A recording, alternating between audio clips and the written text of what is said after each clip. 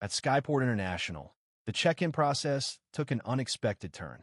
At one of the counters, a stern attendant named Lydia demanded, in a clipped tone, "Miss, show me your ticket again."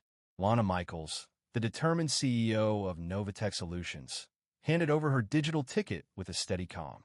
Though her face remained unreadable, the tension was unmistakable. Before Lana could explain, a uniformed security officer stepped forward and seized her arm, pulling her away from the busy boarding area. Onlookers watched with mixed reactions, some curious, others nodding as if what they saw was justified. Then, almost as if on cue, the giant digital departure boards blinked out. The displays went dark, and all public announcements fell silent, plunging the terminal into chaos. Passengers murmured in confusion while staff hurried about, clearly unprepared for such disruption. In the midst of the confusion, Lana's thoughts raced back to her own tough journey. Raised by a single parent who juggled night shifts, Lana had learned early the value of hard work.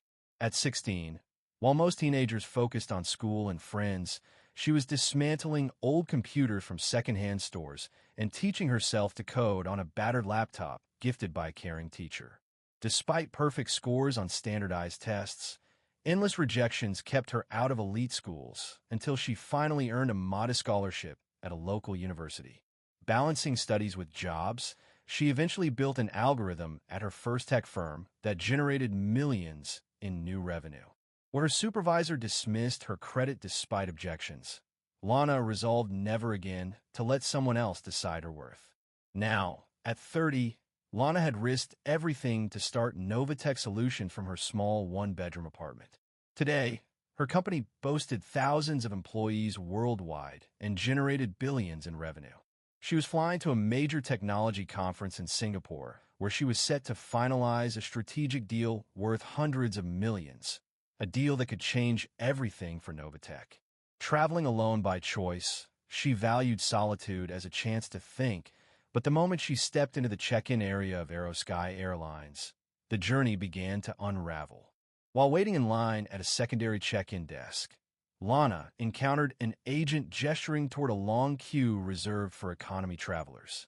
"The coach line is over there, miss," the agent said sharply. Lana replied evenly, "I'm booked in first class." She then raised her phone to show her digital ticket. The agent's reply was curt. "I said, first class booking only." Without further argument, Lana moved to a premium counter where a surprise clerk double-checked her credentials before finally allowing her through. At the security checkpoint, another challenge arose. A TSA officer announced a random screening and pulled Lana aside from the almost empty first-class line. While she was being led to a secondary area, she noticed three men dressed in expensive suits breezing through their line without any checks. The invasive search left Lana feeling humiliated. Her custom-made watch, a cherished gift, went missing until a supervisor reluctantly produced it from a nearby bin after legal threats. By the time Lana reached gate 47, boarding was underway.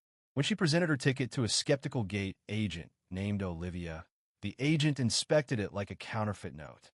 Moments later, another staff member, Ethan, arrived with a cold tone. "First class on international flights is exclusive. Are you aware of the price you paid?" Lana calmly replied, "Yes, I know exactly what I paid." They then demanded her passport, credit card, and, oddly, a company authorization form that made no sense to her.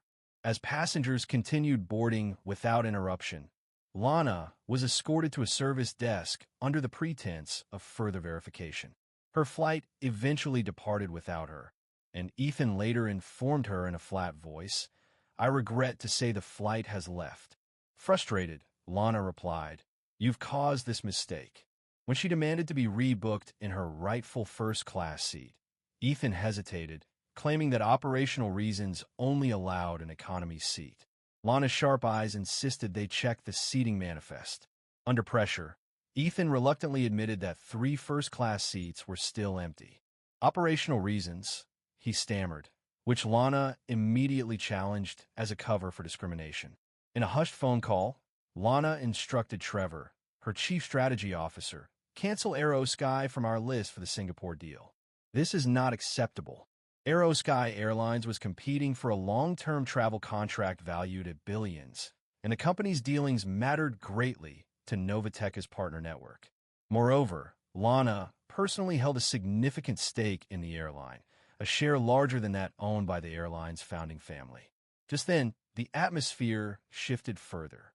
A voice from the crowd, a young woman who had once admired Lana from afar, called out, "Ms. Michaels, my mother told me about the struggles you overcame. You're my role model." That heartfelt remark resonated through the terminal as digital screens reactivated, and news headlines began flashing accusations of bias and unfair treatment. Investors reacted immediately. Shares tumbled while executives scrambled to make sense of the incident. David Benson, the airline CEO, looked on from a remote control room, his face going pale as he took in the unfolding events. Meanwhile, Rachel Jones, Lana's devoted assistant, arrived with legal documents and a team of consultants. In an impromptu scene of determination, Lana climbed onto a nearby crate and addressed the gathered crowd. "My name is Lana Michaels. I founded Novatech Solutions from humble beginnings. Today, I was stripped of my seat, my dignity, and my rights, not for anything I did, but because of who I am." Her voice carried over the murmurs of the crowd, and she presented meticulously gathered evidence. Emails, personal testimonies, statistics detailing repeated acts of racial profiling and inequity. A diverse group of passengers, an elderly lady, a young South Asian student, and a determined Latino teen, stepped forward to share similar experiences. Their testimonies, captured on phone cameras, underscored a pattern of behavior that could no longer be ignored. Lana continued, "I have thoroughly evaluated Aerosky for our upcoming contract. If this is how you treat your customers, the deal is off, and so is our investment." The impact was immediate. Within minutes, board members convened in a closed meeting, and David Benson was soon sidelined. Later that day, an emergency board vote was called, and news of the restructuring made headlines. In a quieter moment away from the chaos, Lana took a brief pause and offered a personal insight. True change isn't achieved through public apologies. It demands courage, commitment, and a relentless pursuit of fairness. As she exited the terminal amid respectful silence and newfound support, it was clear that Lana Michaels had not only stood up for herself, but had ignited a movement to reform the industry.